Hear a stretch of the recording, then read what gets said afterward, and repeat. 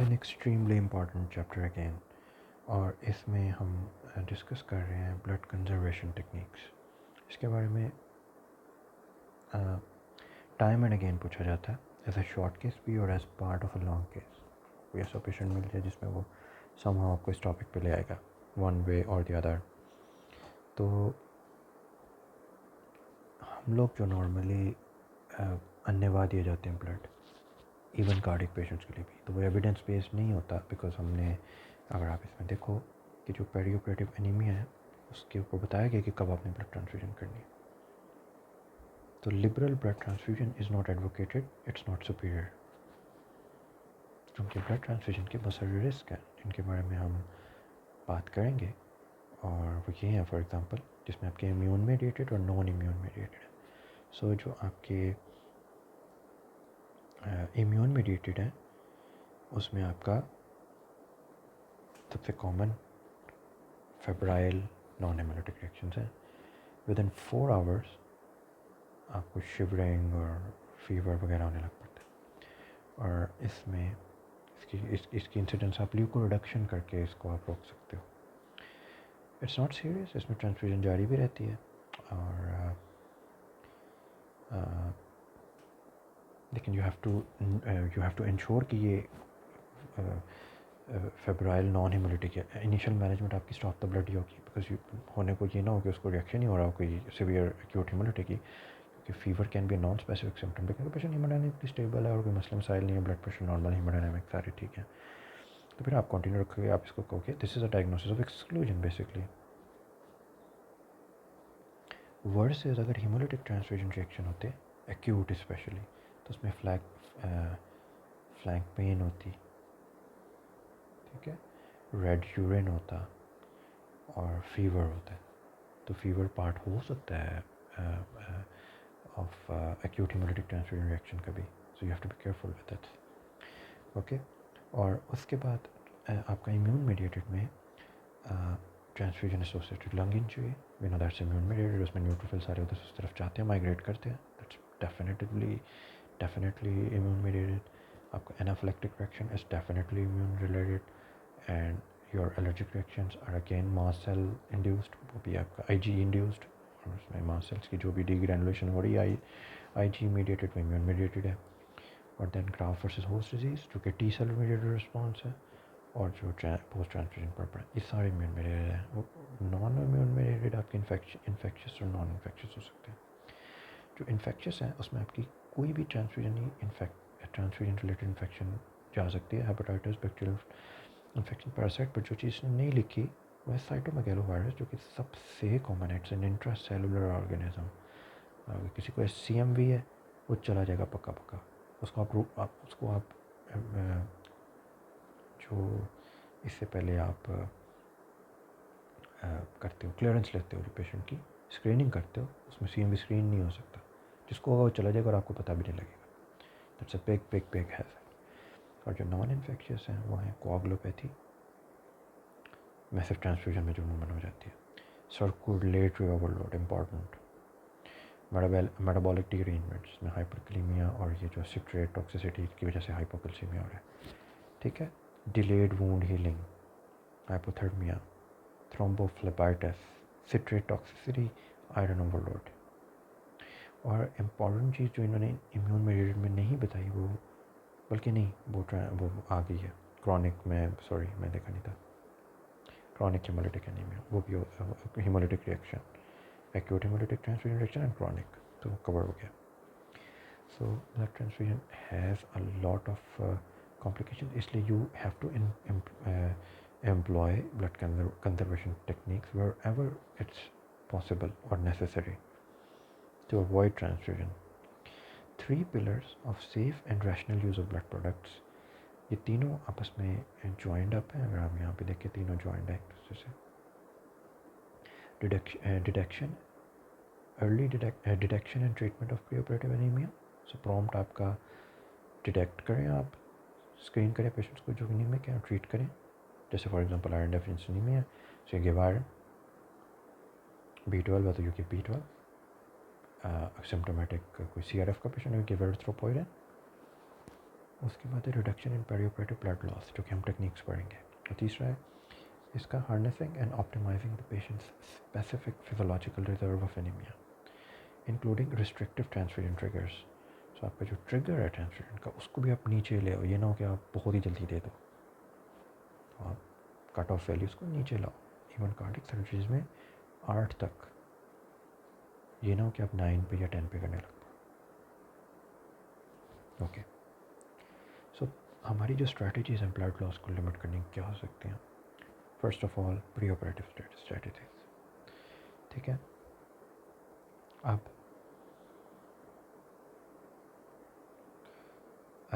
जो सर्जरीज हैं जिनसे for example major blood loss हो सकते हैं, like cardiac, spinal, lower limb, major lower limb surgeries, ठीक है। तो ऐसे पेशेंट्स में you have to pre operatively optimise, like आप आइडेंटिफाई करेंगे, ट्रीट करोगे प्री ऑपरेटिव एनीमियाज को। आयरन डेफिशिएंसी है तो आयरन दे दोगे, ठीक है। और उसकी एंटी कोआगुलेशन को भी मैनेज करोगे, बिकॉज अगर वो एंटी कोआगुलेंट पे है तो वो ब्लड लॉस आता होगा इंट्रा।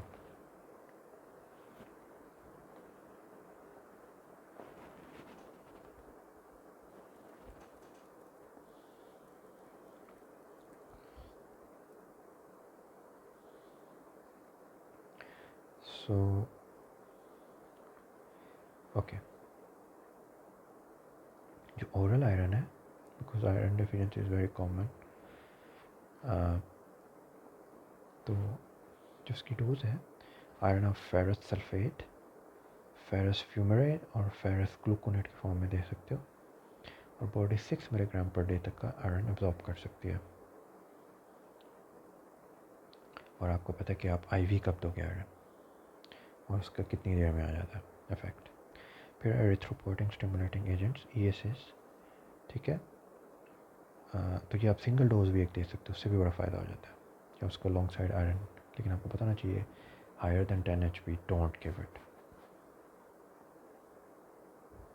फिर आपने जो पेशेंट्स की एंटीकोगुलेंट की मैनेजमेंट है वो आपने कर लेनी है, ठीक है। तो आपने रिस्क और बेनिफिट्स को वे करना है कि आप स्टॉप कर सकते हो एंटीकोगुलेंट, तो आप टाइमली स्टॉप कर दोगे। फिर हमारी प्री ऑपरेटिवली कि आप जो सर्जरी है, टाइप ऑफ सर्जरी आप चेंज कर लो जिसमें नहीं लिखा। For example you can discuss and you can actually ask the surgeon whether a more minimal invasive approaches can be opted for. तो फॉर एग्जांपल कार्डिक सर्जरी तो क्या minimal invasive हो सकती है? It will likely result in a less blood loss. तो ये चीज़ important है। इंट्राऑपरेटिवली क्या हो सकता है? नंबर 1 पेशेंट पोजिशनिंग, तो जो नंबर 2 थर्मो रेगुलेशन, हाइपोथर्मिया के डिलीटेरियस इफेक्ट्स हैं। Regional anaesthesia results in less blood loss due to sympathectomy and low blood pressure. Blood pressure management obviously hypotensive anaesthesia जो है, परमिसिव हाइपोटेंशन टाइप चीज़ है इसमें। फिर operative techniques हम उसके बारे में पढ़ेंगे। हीमोडाइल्यूशन, 2 तरह की हीमोडाइल्यूशन होती है, दोनों के बारे में भी हम पढ़ेंगे। सेल सैल्वेज को इनकॉर्पोरेट करें and the use of antifibrinolytics, drugs को यूज़ करें। सो जो पोजीशन है उसके बारे में बात करते हैं। तो जो आपका ऑर्गन है उसकी जो वीनस ड्रेनेज है वो आप जितनी अच्छी रखेंगे ना उतना ही ब्लड लॉस कम होगा। तो अगर patient for example prone positioning पे है और प्रॉन पोजीशन वाले पेशेंट की कंप्रेशन होगी वीनस, और वीनस रिटर्न कम होगी क्योंकि उसकी वो कंप्रेशन आ रही है IVC में, तो ब्लीडिंग ज़्यादा होगी। इसलिए आप प्रॉन पोजीशन वाले को नीचे पिलो और वो एब्डोमेन को हैंग फ्रीली करते हो ताकि ब्लड लॉस ना हो केवल कंप्रेशन की वजह से। जो आपकी सर्जिकल फील्ड्स हैं जब आप उनको हार्ट से ऊपर रखोगे तो कम होगी ब्लीडिंग। वाई? क्योंकि वीनस ड्रेनेज इम्प्रूव हो रही है। हेड एंड नेक की सर्जरी है तो हेड और नेक ऊपर हो, नीचे बिलो द हार्ट सर्जरी है तो टांगे लेग्स ऊपर हो, तो वीनस रिटर्न अच्छी होगी टू द हार्ट और ब्लीडिंग कम होगी। Very important. आप ट्रेंडेलेनबर्ग और रिवर्स ट्रेंडेलेनबर्ग को यूज़ कर सकते हो to your advantage to reduce the bleeding depending on के कहाँ पे सर्जरी हो रही है। फिर थर्मो रेगुलेशन, तो ऑब्वियसली जो हाइपोथर्मिया है, हाइपोथर्मिया होता है जब कोर टेम्परेचर 36 डिग्री सेल्सियस से कम होता है। Have to memorise this definition of hypothermia. इसका जो सबसे बड़ा इफेक्ट होता है ना, वो प्लेटलेट फंक्शन के रिडक्शन का होता है। सबसे इम्पॉर्टेंट इफेक्ट है कि प्लेटलेट की डिसफंक्शन डेवलप होता है। इवेंचुअली थ्रोम्बोसाइटोपेनिया भी होता है हाइपोथर्मिया में, बट सबसे पहले प्लेटलेट डिसफंक्शन होता है, तो ऑब्वियसली ब्लीडिंग ज़्यादा होगी। फिर regional anaesthesia, we know about this कि रीजनल एनेस्थीसिया सिग्निफिकेंटली सिम्पैथेक्टमी करके सिम्पैथेटिक टोन कम हो रही है और आपके आर्टीरियल प्रेशर, वीनस प्रेशर सारे कम हो रहे हैं, तो सर्जिकल फील्ड में ब्लड लॉस कम होगा। फिर blood pressure management, blood pressure में आपका परमिसिव हाइपोटेंशन अगर, और वो सब में नहीं करनी, उसमें करनी है जिसमें वो आप कर सकते हो। अगर किसी की बेसलाइन प्रेशर ही 160 था, अब इसमें आप 80 पे कर दोगे ना, तो उसका ऑटो रेगुलेशन कर्व राइटवर्डली शिफ्टेड है, आपने एंड ऑर्गन की परफ्यूजन कंप्रोमाइज़ कर दी। बट जहाँ जहाँ पॉसिबल है वहाँ पे आप करोगे। What can you use, you can deepen the anaesthesia, volatile है तो वो ज़्यादा कर दो, टीवा है तो वो ज़्यादा कर दो। आप एक्स्ट्रा ओपिएट दे सकते हो, रामिफेंटेनिल, फेंटेनिल वगैरह वगैरह वगैरह। आप बीटा ब्लॉकर लाइक लेबेटोलोलेस्मोल, ये बड़े इंपॉर्टेंट है। और आप वेज़ोडाइलेटर दे सकते हो कोई, सोडियम नाइट्रोक्लोराइड, GTN वगैरह वगैरह। क्लोनिडीन, मैग्नीशियम भी यूज़ कर सकते हो। So these drugs to lower the blood pressure. फिर ऑपरेटिव टेक्निक्स में टॉर्निको यूज़ होता है, टॉर्निको से ब्लीडिंग कम हो जाती है। अगर कोई वेसल आपको पता है कि आपके रास्ते में आएगी कहीं और वो ब्लीड कर सकती है, तो आपको पहले लैगेट कर दो प्रोएक्टिवली। फिर आप ब्लीडिंग को स्टॉप करने के लिए प्रेशर यूज़ करो, लाइगेशंस यूज़ करो। लाइगेशंस होती है जो लिगा वगैरह यूज़ करते हैं, सर्जन कहते हैं ना लिगा देते हैं, वो बेसिकली लाइगेशन के लिए होते हैं, तो वो ब्लीडिंग वेसल्स को लाइगेट करते जाते हैं।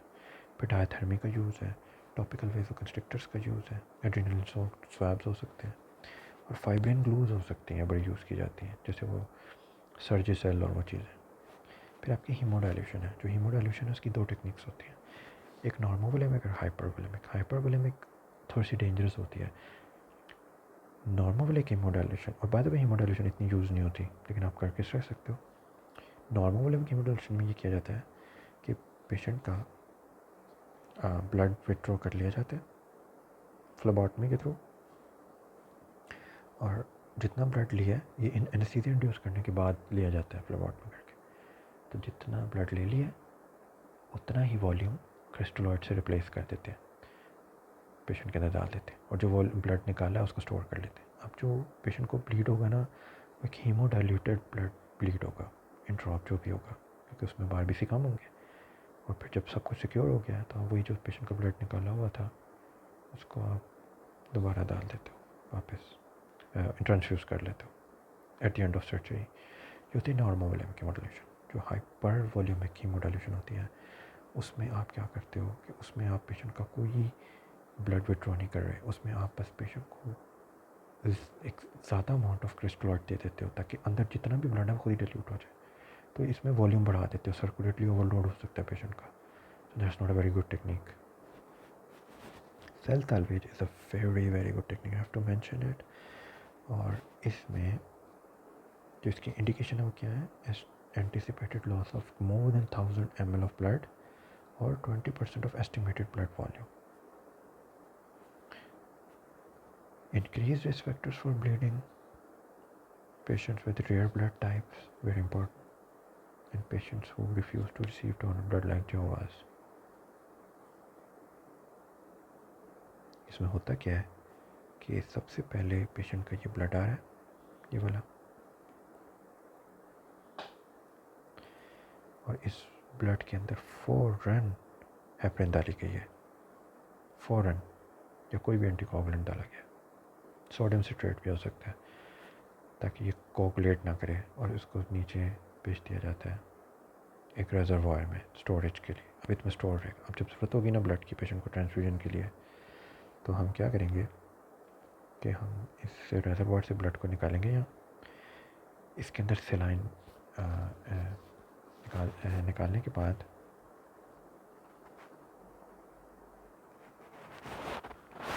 हम यहाँ पे एक फ़िल्टर लगा होगा, जो फ़िल्टर है वो इसमें से फ्री हीमोग्लोबिन, क्लॉट्स और इस तरह की चीज़ें फ़िल्टर कर देगा, माइक्रोपोर फ़िल्टर होगा। अब आगे क्या जाएगा, आगे आपके ब्लड सेल्स जाएंगे, क्योंकि जो फ्री हीमोग्लोबिन या कोई भी ब्लड क्लॉट्स और इस तरह की चीज़ें हैं वो यहाँ से फ़िल्टर हो जाएंगी। वो जो फ़िल्टर होके आगे पूरा ब्लड आ रहा है, उसमें सारे ब्लड सेल्स हैं, उसके अंदर आप सलाइन डालोगे, इतना सलाइन डालोगे कि हेमाटोक्रिट आपको अराउंड 40 से 70% का मिल जाए, और ये आगे प्रोसेसर में जाएगा जहाँ सेंट्रीफ्यूज होगा। तो जब सेंट्रीफ्यूज होगा तो सारे ब्लड सेल्स सस्पेंड हो जाएंगे, तो उसमें जो आरबीसी होंगे सिर्फ सस्पेंशन के बाद उन आरबीसीज को विद सम सलाइन निकाल दिया जाएगा और उनको यहाँ ऊपर सस्पेंड कर दीजिएगा to transfuse back into the patient. और जो बाकी सेल्स थे जिसमें आपके वाइट ब्लड सेल्स, प्लेटलेट्स वगैरह हैं, वो सेंट्रीफ्यूज होकर वो उनकी अलहदा रेट था, तो वो सेडिमेंट्स बैठ जाएंगे और वो यहाँ से इस जगह पे वेस्ट हो जाएंगे। तो that is how cell salvage works. इसकी कॉन्ट्राइंडिकेशंस हैं, इसमें फार्माकोलॉजिकल है, जिसमें आपकी ये बहरहाल ये टेबल है। आप, I don't think people will ask you this, but important ones are these contaminants. So non biological हो सकते हैं, इसमें मेथल मेथाक्रेलेट, टाइटेनियम अलॉय, ये, और जो बायोलॉजिकल है उसमें bowel contents, fat, bone chips, gastric and pancreatic fluid, amniotic fluid को अगर है तो उसको अपने लदा इसीलिए एस्पिरेट कर देना टू सेपरेट डिवाइस, उसके लिए सेपरेट सक्शन और उसकी एस्पिरेशन के लिए लदा चीज़ें होती हैं। उसके बाद malignancy at the operative site, avoid at site of tumor and use leukocyte depletion filter always, and can be used at discretion of the team, और that's it। फिर आपकी एंटीफाइब्रिनोलिटिक्स है। एंटीफाइब्रिनोलिटिक्स जो है उसका बहुत ज़्यादा फ़ायदा होता है देने का पहले, उससे ब्लड ट्रांसफ्यूजन का रिस्क का रेट भी कम हो जाता है, ब्लड लॉस भी कम हो जाता है, ठीक है। और जो क्रैश ट्रायल हुआ था, क्रैश ट्रायल ने प्रूव किया था कि अगर आप within the trauma patients को within less than 1 hour फैन एग्जाम कैसे देते हो तो डेथ का रिस्क कम हो जाता है फ्रॉम ब्लीडिंग, लेकिन आपको जल्दी देना होता है।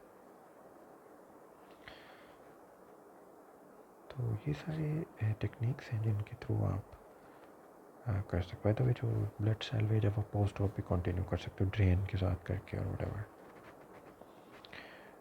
रिमेंबर कि 7 से 8 आपकी जो HP है ट्रांसफ्यूजन ट्रिगर आपका ये होना चाहिए in the presence of cardiac disease. तो एविडेंस बेस नहीं है कि आप 10 तक उठा के रखो, 7 से 8 तक ठीक है। So that concludes our chapter on the blood conservation techniques.